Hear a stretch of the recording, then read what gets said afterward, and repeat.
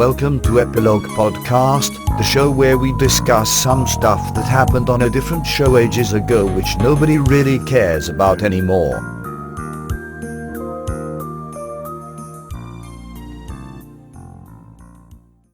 Hi, I'm Portponky. And I'm LeBloc. Today we're discussing Deep Space Nine, Season 3, Episode 7, Civil Defense. In this episode, Jake and O'Brien accidentally trigger a security failsafe to prevent an uprising, and the crew have to stop the station, killing them before time runs out. What did you think? It was a lot of fun. I had fun watching this. It was entertaining, lots of action, lots of silly character moments. There was a lot of plot holes, but that didn't bother me. I was too busy having fun to notice any of the plot holes, which I'm sure we'll get into, but I just like the premise and that they had fun with it. The station is so huge that I can imagine something slipped by them and something like this would happen. Even though this is an extreme example, it was still fun. Yeah, there was so much going on in this episode. They had to escape from the room. They had all the stuff going on in ops, trying to hack the cameras, overloading parts of the station, blowing things up. Yeah, it was a real action-heavy episode, which is strange because it was kind of a bottle episode. Reversing our expectations of bottle episodes, stuff can still blow up. Well, bottle episodes are usually to save money, whereas this one seems kind of expensive. I mean, it was destined to be a fun episode because it had Garrick and Goldacat in it, and Cisco was blowing things up. If you have those three elements and you don't have fun, you severely messed up. It's a formula for success. Also, they paired Odo and Quark together, which is usually reliable. Yeah, they were the comedy duo in this one because they achieved nothing. You could have edited out all their scenes and it wouldn't really have detracted from the episode much. Yeah, it was all about them moaning about the other's presence. Odo is such a man of action and taking care of things, so it's funny that he does nothing here. Well, they had to lock him in because he would be able to get to wherever they needed to go super easily. Now I'm imagining Odo by himself and just talking aloud about being a shapeshifter trapped inside this force field. He doesn't talk to himself. But he would do it for our benefit. Maybe do one of those audio logs that he's so fond of. Yeah, that have never been mentioned again. Just like some of the other things about Odo that were brought up at the start of this season about how Starfleet doesn't like him have not been mentioned again. Yeah, that's disappointing. That's a major plot thing that they just dropped.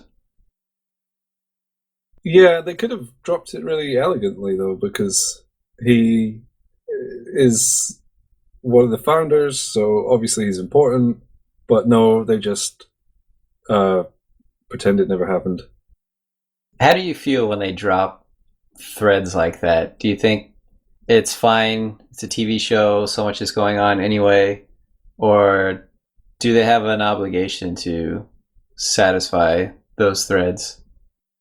Well, I can sympathize because I know why they do it. They want the continuity to be as clean as possible so people coming in at random episodes aren't confused.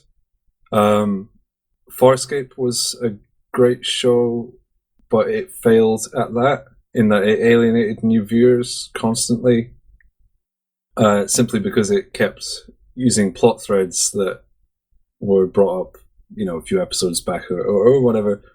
It made it difficult to follow if you didn't watch every week. So they really like to play it safe on Star Trek. So if they don't wrap something up at the end of the episode and it's not absolutely crucial, like someone's dead or something, and they need to explain it, then yeah, it just disappears. It's frustrating for the dedicated fans, though. That's one thread that could have conceivably been taken care of between episodes. It's just a matter of people having meetings and talking about Odo. We already know he's important and that he's good at his job, so someone could make a case for him, a convincing case for him. Yeah, there were plenty of opportunities that they could have taken. They were just way too scared to do any kind of seasonal arcs. If you think about when this was made in the mid-90s, that kind of television was not really being made until about 2000, 2002-ish, with the big ones like 24 was one of the early ones to do seasonal arcs. Of course, now every show does them, pretty much. Yeah, that's standard now, but that was unheard of back then. Well, you got it now and again, miniseries usually, but a big show made for syndication, yeah, you wouldn't get that because they would expect the episodes to be mixed up. That is something I'm glad has changed. Oh, definitely. It's a change for the better. Allows the writers more breathing room.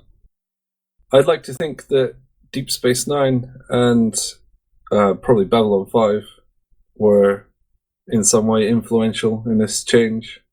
We haven't seen it so much in Deep Space Nine, but it starts getting much more seasonal. I mean, we've already seen it a bit. We've had the Dominion plot threads brought up multiple times. Yeah, they keep bringing up little bits like that where this show still has a sort of modern framing in how it's doing its plot threads. It doesn't feel totally detached from what we see today, and so it makes it easy to visit even as a new viewer. Yeah, it's for the most part aged well in its sort of narrative techniques. So, have you played Portal or Portal 2? I have. Go on. Did this episode not remind you of them so much? Yeah, here's this corridor blocked by debris. Oh look, there's a conveniently placed air duct. Let's go here. Even more than that, the pre-recorded messages, the replicated turrets that start shooting like crazy, which was a really nice idea, by the way. The security messages going like level 2, activated level 3. It really got a video game vibe here. I'm ashamed to admit I didn't pick up on how many parallels there are, but now that you pointed out, yeah, it Portal really mirrors this episode. A shame Odo didn't shapeshift into a companion cube. Maybe this is a panic state. He gets Just too turns scared. into a cube against his will. I'm going to turn into a platonic solid. I like that he gave Quark a lethal weapon whilst the station was completely out of action. What was the weapon? He had a phaser. Quark was going mental at the force field. Oh, yeah. Did he hand it to him, or did he just grab that off the table? It didn't show you how he got it. I think he probably just grabbed it whilst Odo was away, looking for a gap in the force field. That seems likely. It's still careless. I mean, I'm not saying Quark would murder Odo in cold blood, but he might. So I guess I am saying he might.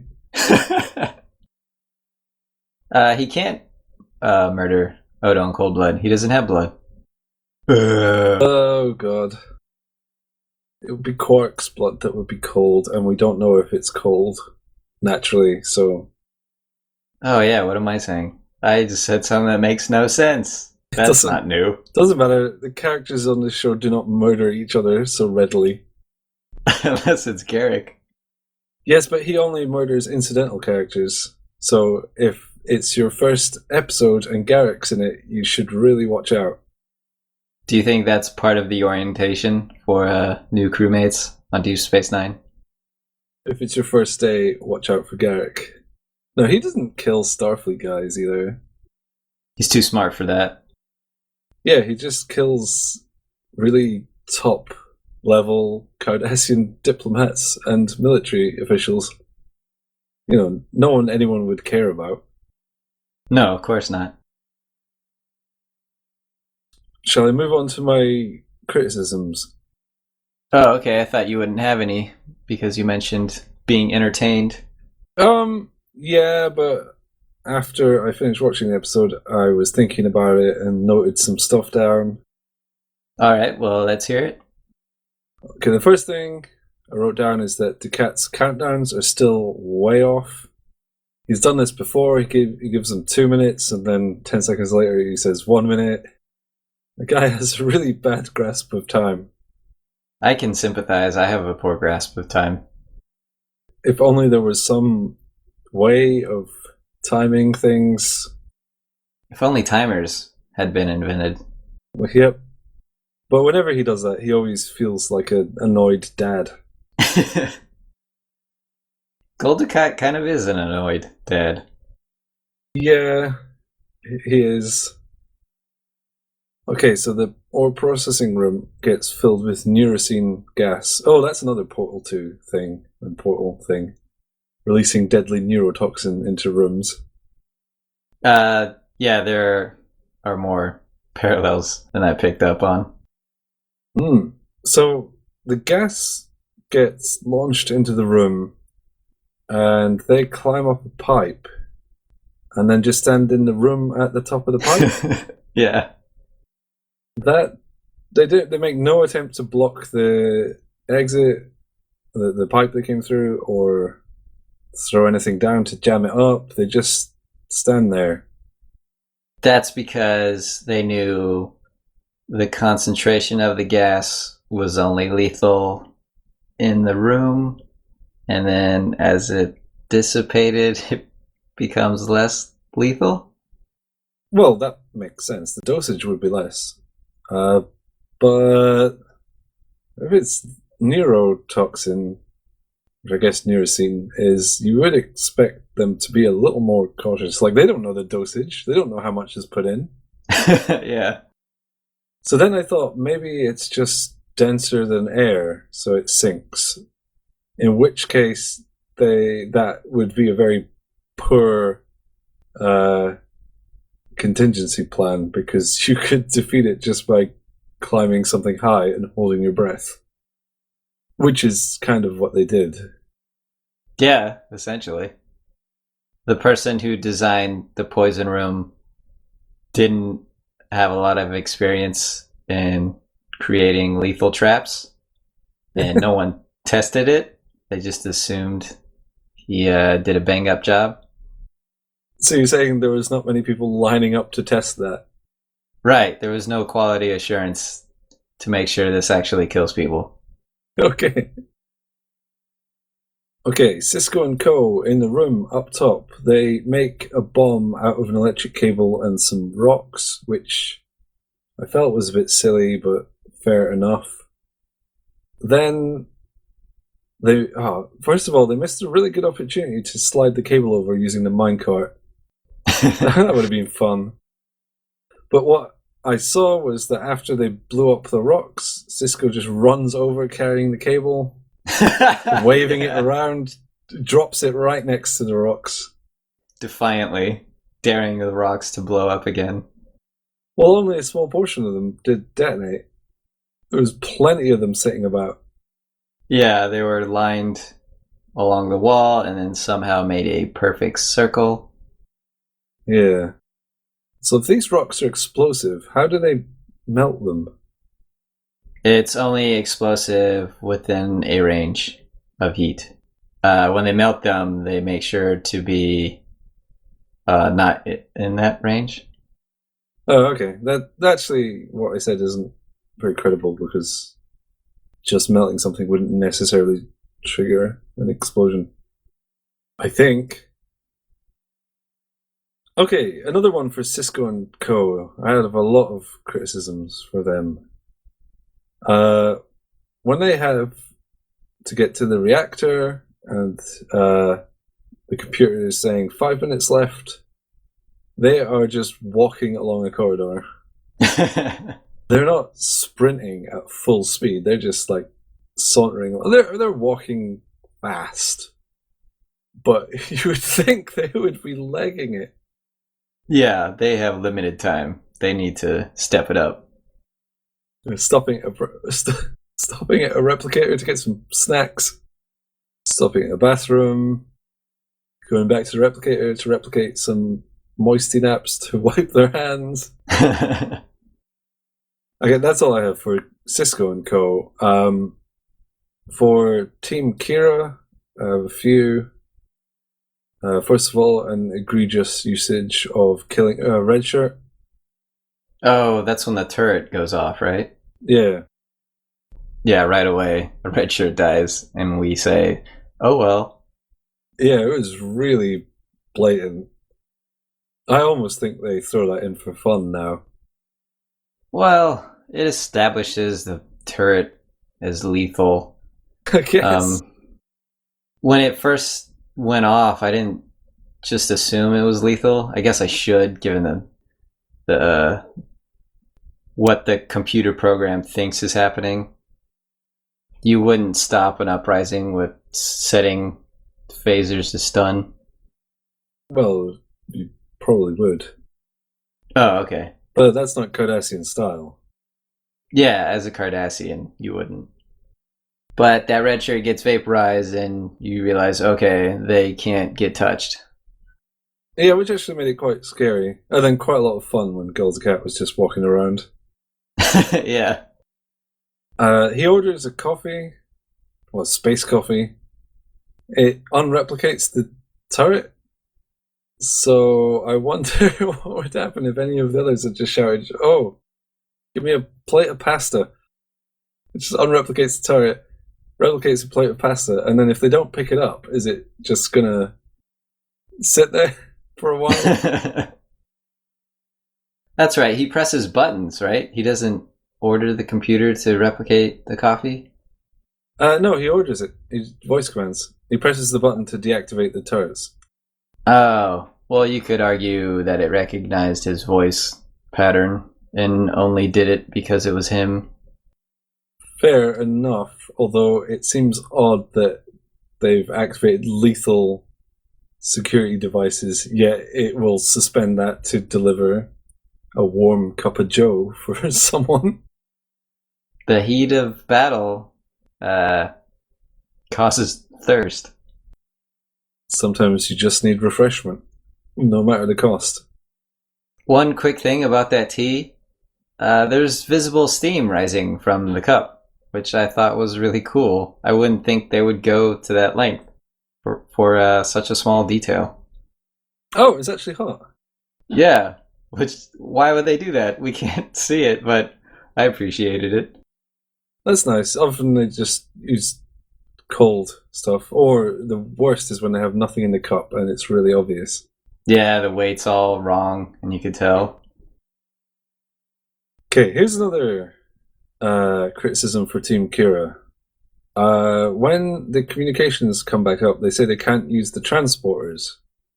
However, the runabouts and the Defiant have a completely different computer system and different transporters, which can be activated remotely. I thought the problem was it disrupted any sort of transporting. It created some kind of field that no one could go through. But Golda Cat did, so that doesn't make sense. Yeah, who knows? I just thought it's odd they didn't even think of that. Maybe they'd be kicking themselves later when they realized. Oh, guys, I just realized we could have used the transporters on the Defiant. Oh, God. But then again, if they'd done that, O'Brien wouldn't have burned his head off and almost died. O'Brien has to have a bad time. While Cisco is unscathed. Yeah. I have one final thing. One final criticism. This is probably a record. The security program threatened to flood the entire habitat ring with neurocene gas. That implies there is a lot of near-scene gas kicking about somewhere in some giant canisters, connected directly to the life support system. Yep. How have they not noticed this? But bear in mind, they've been on the station for 2.5 years, and you would suspect that the life support systems would get a regular, full shakedown. And they have to have scanners to detect lethal gases. Well, yeah, they've got scanners that can detect coffee, so you would think so.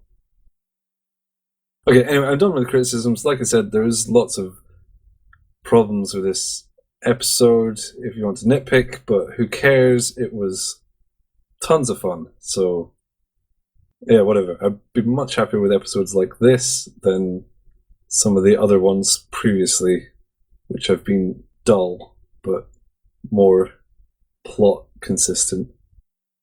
I'll take more plot and consistency if it gives me fun and entertaining episodes.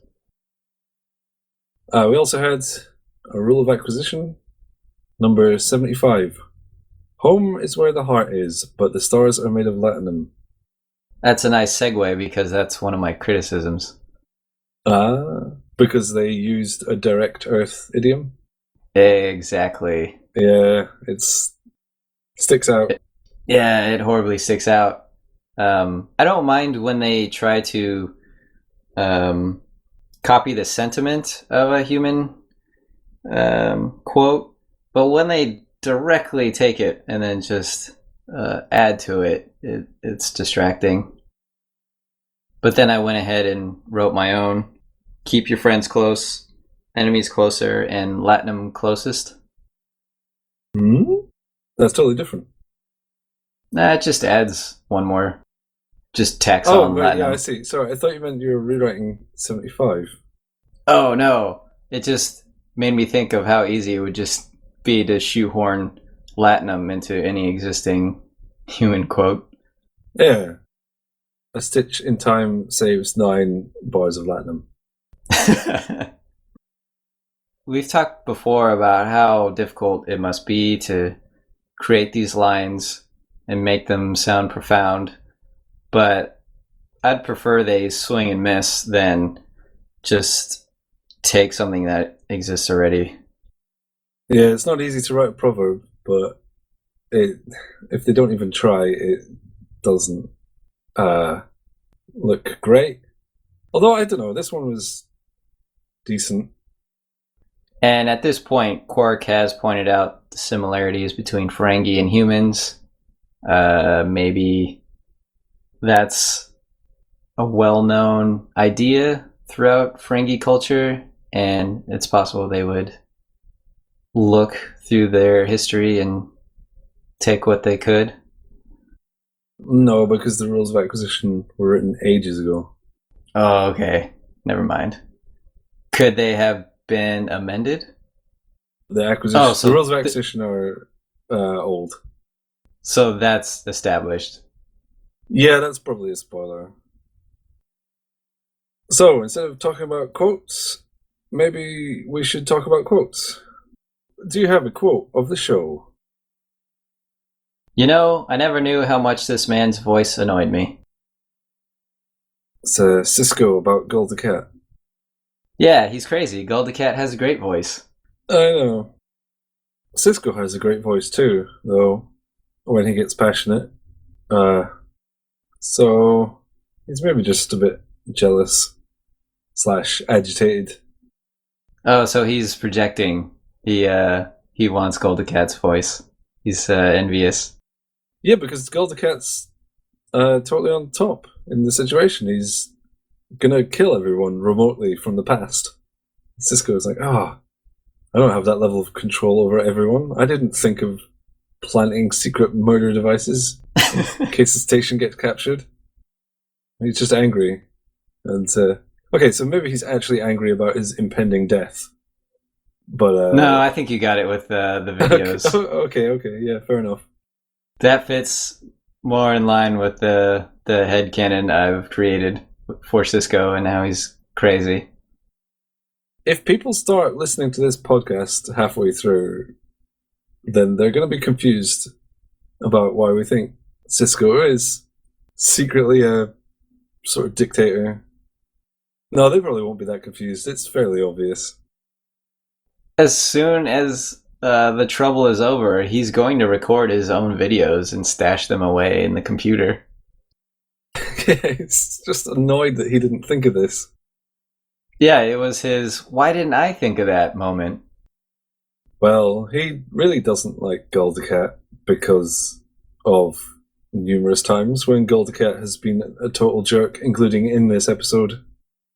It's what he knows. He can't help being himself. Well, he hides it well. It's a good thing we've worked it out. So, is that about it for this episode?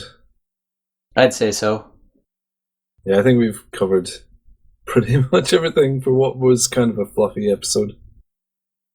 All right. Goodbye.